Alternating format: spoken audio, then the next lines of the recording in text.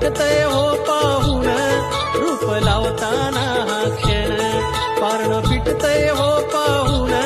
देव निघाल देवळातून नि बसलं पालखी मधी जाऊन देव निघाल देवळातून नि बसलं पालखी